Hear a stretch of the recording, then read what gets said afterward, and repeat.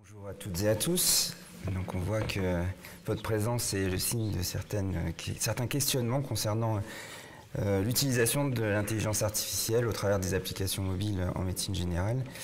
Et donc je vais vous parler justement de ce domaine-là et dans ce qu'on pourrait appeler la médecine générale augmentée en particulier. Donc concernant mes liens d'intérêt, je suis responsable d'un projet de collecte de données. Je suis aussi impliqué dans plusieurs projets justement utilisant l'intelligence artificielle dans le développement de services à destination des patients, mais sans lien économique.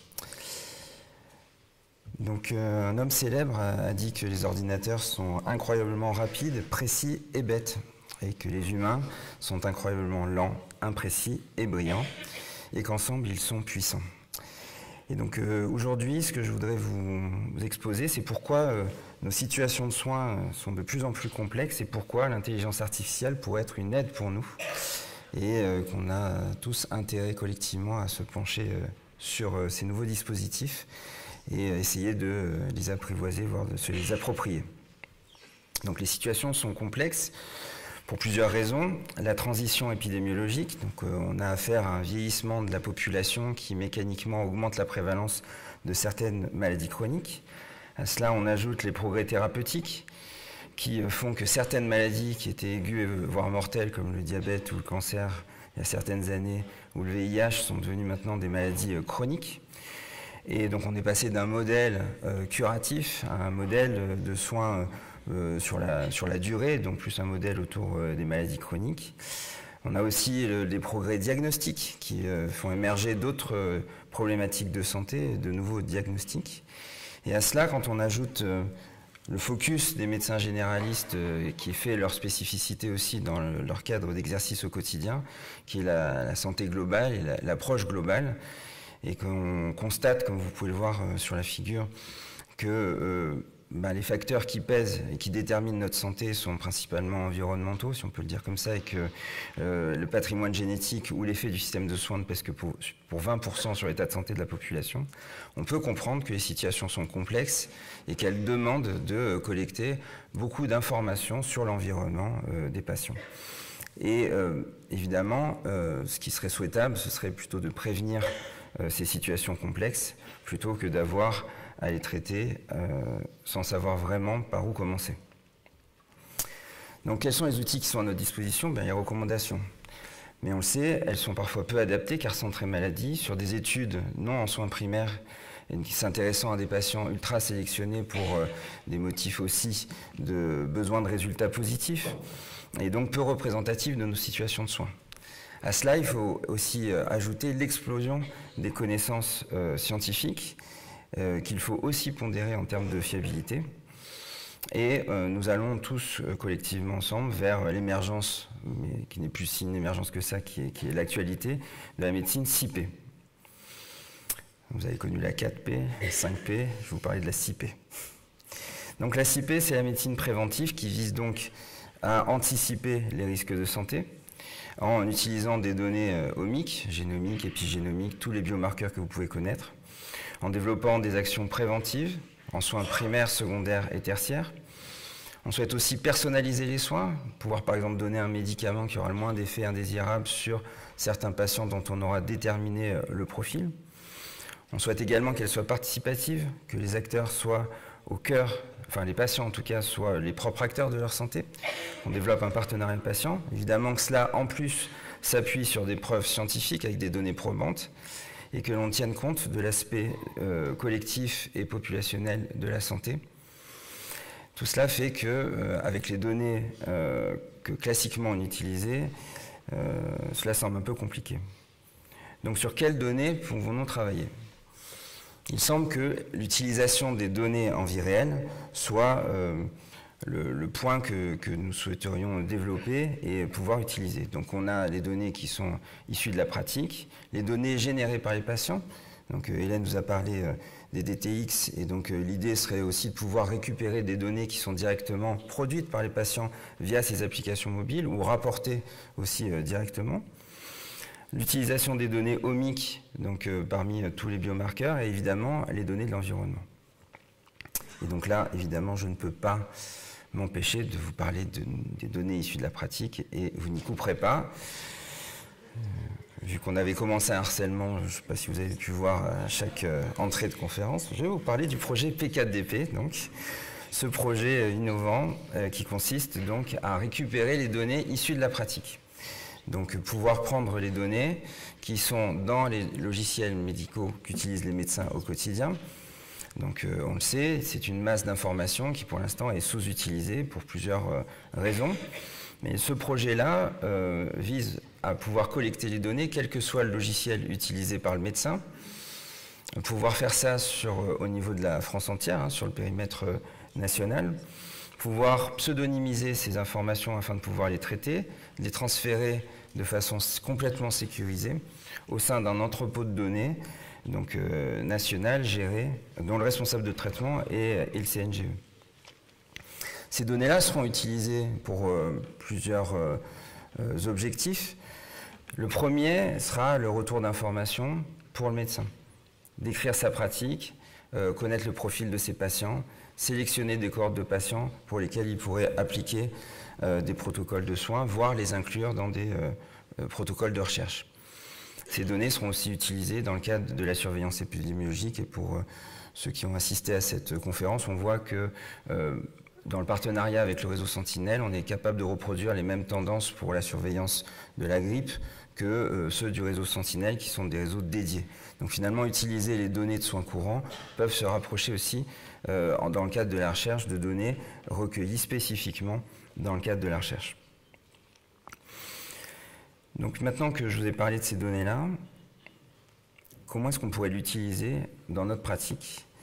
Comment est-ce qu'en utilisant des algorithmes d'intelligence artificielle, cela pourrait aussi changer notre pratique?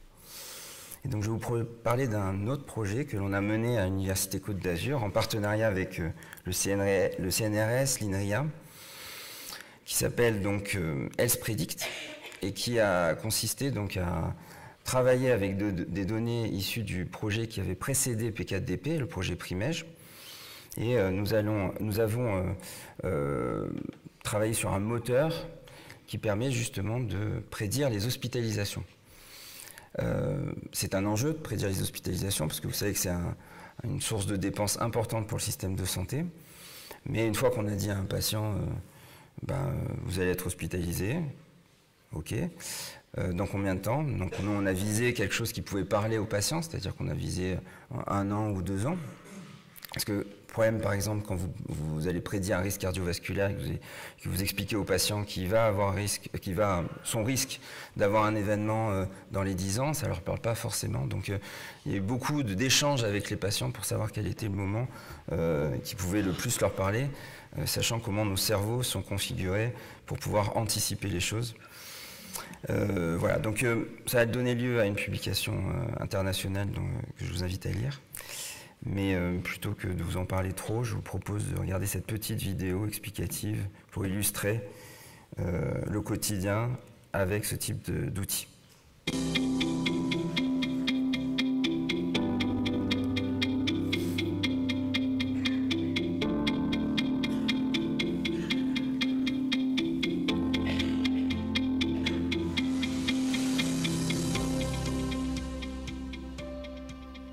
Nous allons vous présenter Health Predict. Health Predict est une plateforme basée sur un algorithme d'apprentissage automatisé. Cet algorithme a appris à distinguer les patients ayant besoin d'être hospitalisés à partir de leur dossier médical. Son intérêt est d'abord de permettre au médecin de connaître le risque d'hospitalisation de son patient et les facteurs à corriger pour le diminuer. D'autre part, il propose au médecin des éléments pour convaincre son patient à adhérer au plan de traitement et ainsi augmenter son observance thérapeutique. Nous allons maintenant illustrer le fonctionnement de notre application en présentant un cas réel issu de notre base de données patients. Dans cet exemple, nous pouvons voir sur le côté droit de l'écran que le risque d'hospitalisation à 1 an pour ce patient est estimé à 61%. À gauche, une pyramide inversée nous permet de visualiser les facteurs de risque modifiables, classés par ordre d'importance. Il s'agit ici des facteurs sur lesquels le médecin va pouvoir agir afin de réduire le risque d'hospitalisation de son patient. En sélectionnant certains de ces facteurs, nous allons pouvoir obtenir un risque d'hospitalisation prévisionnel. Ce risque est calculé en prenant en compte la normalisation des facteurs sélectionnés. Par exemple, on peut voir qu'en cas de sevrage tabagique, le risque d'hospitalisation prévisionnelle du patient tombe à 49%, ce qui correspond à une diminution de 12%. Mais pour pouvoir présenter ces résultats aux patients, et sans que ceci ait un effet anxiogène lié à l'affichage du risque d'hospitalisation, un affichage patient est également disponible. Dans ce cas, le patient ne voit que le gain qu'il peut obtenir en suivant les conseils de son médecin. Ici, c'est la variation relative du risque qui est affichée.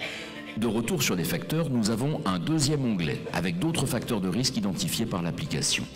Cette liste correspond aux facteurs non modifiables ou ayant un faible impact. Nous allons maintenant passer à l'écran détail. Celui-ci permet au médecin de consulter le profil de son patient. Il peut y avoir l'ensemble de ses antécédents et des problèmes de santé en cours, ses comportements à risque et ses allergies. Il pourra aussi voir, le cas échéant, ses derniers résultats biologiques anormaux ainsi que les antécédents familiaux. La loupe permet d'identifier les facteurs qui sont modifiables. Nous avons passé en revue l'ensemble des fonctionnalités de notre produit. Health Predict est un outil unique aujourd'hui. Il est le seul à exploiter une base de données anonymisée de plus de 400 000 consultations et 700 000 résultats d'examens biologiques. Cela lui permet d'identifier des patterns, des similitudes et des récurrences qui peuvent échapper même à un praticien expérimenté. C'est pour cela que Health Predict est un outil précieux pour accompagner le médecin dans sa prise de décision. Hop là. Alors évidemment, c'est un prototype, vous avez compris, tout est perfectible, mais c'est juste pour vous montrer un exemple d'usage.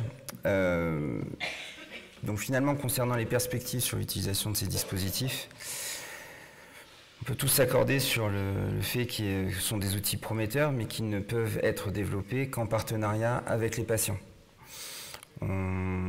C'était également important dans les projets de recherche s'intéressant à ces dispositifs-là, de travailler en équipe pluridisciplinaire qui associe des professionnels de santé, également des scientifiques en intelligence artificielle évidemment, mais aussi en sciences humaines.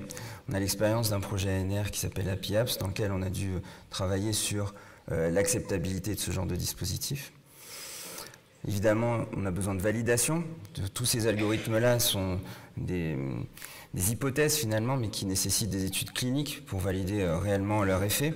Et il faut rester vigilant sur cet élément-là. Il faut essayer de prévenir l'effet boîte noire. Les algorithmes d'intelligence artificielle ne sont pas des oracles et il faut pouvoir expliquer.